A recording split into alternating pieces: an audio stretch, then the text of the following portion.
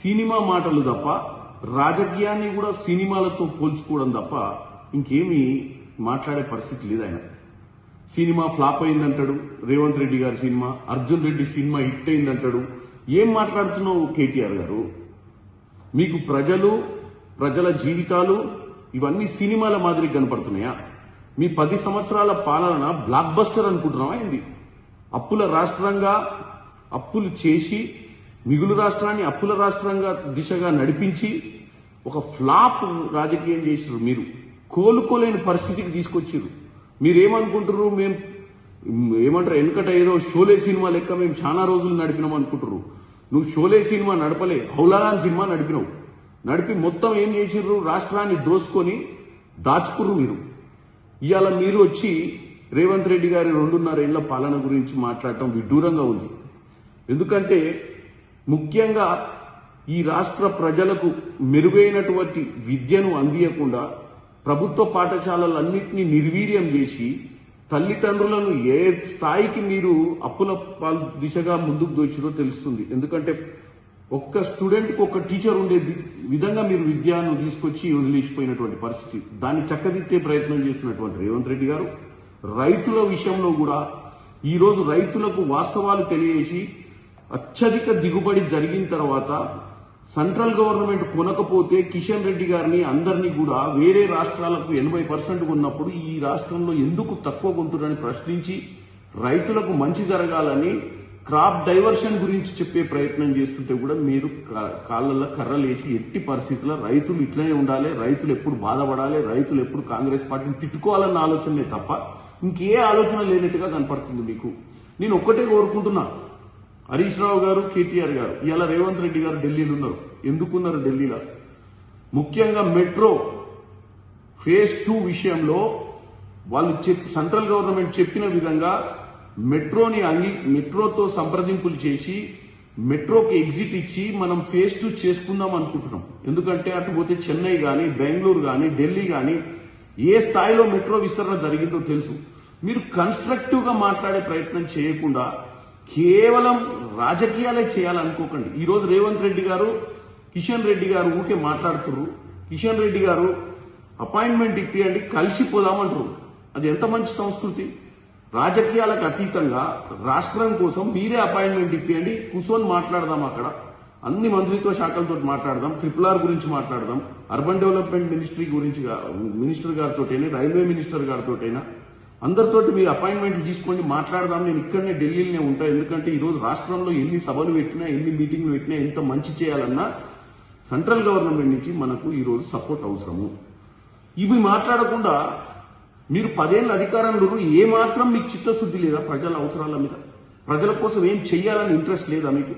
దయచేసి కేటీఆర్ గారికి, హరీష్ రావు గారికి చెప్తున్నా, మీరు మళ్ళీ మీ బ్లాక్ బస్టర్ మూవీని రిలీజ్ చేయాలన్నా, ఈ రాష్ట్రంలో రీమేక్ చేయాలన్నా, లేకపోతే పార్ట్ 2 తీయాలన్నా మీకు కొద్దిగా ప్రజల మీద ప్రేమ ఉండాలి. ప్రజా జీవితాలు సినిమాలు కావు, ప్రజా జీవితాలు వాస్తవాలు. గతంలో మీరు ఎప్పుడు సినిమాలే చూసుకుంటూ సినిమా స్టార్లతోటి తిరిగితే మీకు సినిమానే అనిపిస్తుంది ప్రపంచం.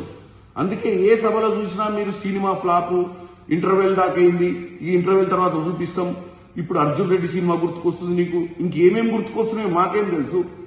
కాబట్టి కేటీఆర్ గారు, మీరు ఒక బాధ్యత గల ఎక్స్ మినిస్టరు, ఒక ముఖ్యమంత్రి కొడుకు, రానున్న రోజులలో ఏదో నాయకుని కావాలని తాతాలాడుతున్నావు. జర మాట్లాడేటప్పుడు ప్రజా సమస్యల గురించి అర్థం చేసుకొని మాట్లాడు. హైడ్రా ఏం చేస్తుంది అని ప్రజల్ని రెచ్చగొట్టి మేము వచ్చినాక మళ్ళా మీకు నాలాల మీద ఇల్లులు కట్టడానికి పర్మిషన్లు ఇస్తాం, ఇష్టానుసారంగా మీరు ఏమైనా కట్టుకోవచ్చు అని చెప్పి రెచ్చగొట్టే ధోరణిలో మాట్లాడుతున్నారు. హైడ్రా వల్ల ఎంతమందికి లాభం జరిగిందో వాళ్ళు కూడా చూస్తున్నారు. హైడ్రా అనేది ఎవరి జీవితాలు ఆగం చేయనికే కాదు, హైదరాబాద్ నగరాన్ని అభివృద్ధి చెందే విధంగా మీ 10 ఏళ్ల హయాంలో హైదరాబాద్ని ఏ విధంగా ప్రతి వానాకాలం ముంపుకు గురి చేసిర్రో, అంతకుముందున్న పాలకులైనా ఎవరైనా కానీ హైదరాబాద్ని గుర్తించలేదు. కాబట్టి రేవంత్ రెడ్డి గారు ఈరోజు హైదరాబాద్ నగరాన్ని ఎట్టి పరిస్థితిలో ఆయన హయాంలో ముందుకు తీసుకోవాలని చూస్తున్నారు.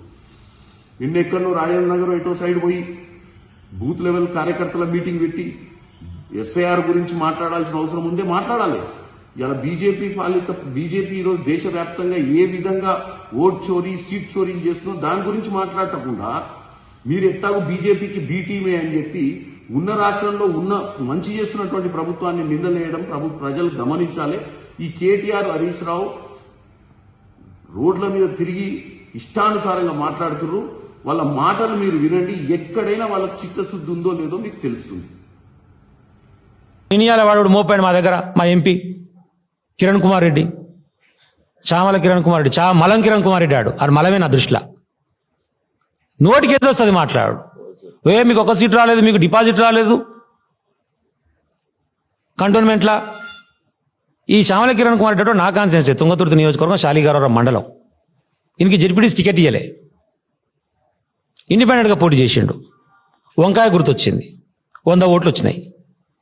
వంకాయ గుర్తు మీద 100 ఓట్లతో వచ్చినోడు వీడు డిపాజిట్ల గురించి మాట్లాడుతున్నాడు, మా పార్టీ గురించి.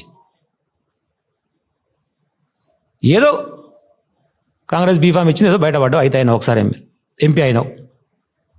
ఇక రేవంత్ రెడ్డిని ప్రసన్నం చేసుకోవాలని ఆయన ఇప్పుడు బయట మాట్లాడుతున్న మాటలు. అసలు నేను పీసీసీ ప్రెసిడెంట్ అయితే అప్పుడే మొత్తం ఢిల్లీలో అందరికాడికి నేనే తిప్పి నన్ను పీసీసీ ప్రెసిడెంట్ చేయించిన. ఆయన పాదయాత్ర చేసేటప్పుడు నేనేమడి తిరిగినా, ఇవాళ నేను పోతే కూడా నన్ను పట్టించుకోవట్లేడు, అంటలేడు. కాబట్టి జూబ్లీస్ కాంగ్రెస్ ఓడిపోతేనే బాగుంటుంది, మా వాళ్ళకి బుద్ధి వస్తుందని కిరణ్ కుమార్ రెడ్డి గారే మాట్లాడుతున్నాం, మేం కాదు. అంటే మీ అహంకారం ఏడిదాకా చేరిందో అర్థం చేసుకోరు. ఇక కనీసం జూబ్లీస్లో ఓడిపోతున్నా మమ్మల్ని పట్టించుకుంటాడు ముఖ్యమంత్రి అంటుండు కిరణ్ కుమార్ రెడ్డి. కాంగ్రెస్ పార్టీ ఓడిపోతున్నా మమ్మల్ని పట్టించుకుంటాడు, లేకపోతే నెతికెక్కినాయి, నేను సపోర్ట్ చేసిన అలా పీసీసీ అయ్యండు అని మాట్లాడుకుంటా మళ్ళా దాన్ని కవర్ చేసేందుకు ఏదో ప్రెస్ మీట్ పెట్టి మీకు ఇది రాలేదు, మీకు అది రాలేదు, ఆంబోతు లెక్క తిరుగుతురు. ఎవరు ఆంబోతు? మీ అభ్యర్థి అంటున్నావు, ఎవరు అంటున్నావు నాకే తెలియదు. మరి మీ ఆంబోతు మీరే ఆలోచించుకోవాలి. వాడు ఎంత దొంగ అంటే రాహుల్ గాంధీ సంతకాన్ని ఫోర్జరీ చేస్తే వాని పార్టీలోకి వెళ్ళి సస్పెండ్ చేసిర్రు. కాంగ్రెస్ పార్టీనే రాహుల్ గాంధీ సంతకాన్ని ఫోర్జరీ చేసేటువంటి 420 చీటర్ని కాంగ్రెస్ పార్టీకి వెళ్ళి సస్పెండ్ చేసిర్రు. ఇది అబద్ధం అయితే నువ్వు ప్రెస్ మీట్ మాట్లాడు, నేను దీనికైనా సిద్ధం. దీనికోసమే సస్పెండ్ చేసిర్రు. ఎవడు గత్యంతరం లేక మీకు పోటీ చేసేవాడు దిక్కులేక మిమ్మల్ని తీసుకొచ్చి పెట్టుకోరు, ఇటువంటి గొప్ప నాయకులను తీసుకొచ్చి పెట్టుకోరు. మీరు మాట్లాడుతున్నారు ఇవాళ. లక్ష్మణ్ కుమార్ అంటోడు, కిరణ్ కుమార్ అంటోడు, ఇలాంటి చీటర్ కిరణ్ కుమార్ రెడ్లు, సొల్లు లక్ష్మణ్ కుమార్లు హరీష్ రావు గారి గురించి మాట్లాడే స్థాయి కాదు. దయచేసి దగ్గర పెట్టుకోండి. తెలంగాణ ప్రజలు గమనిస్తున్నారు.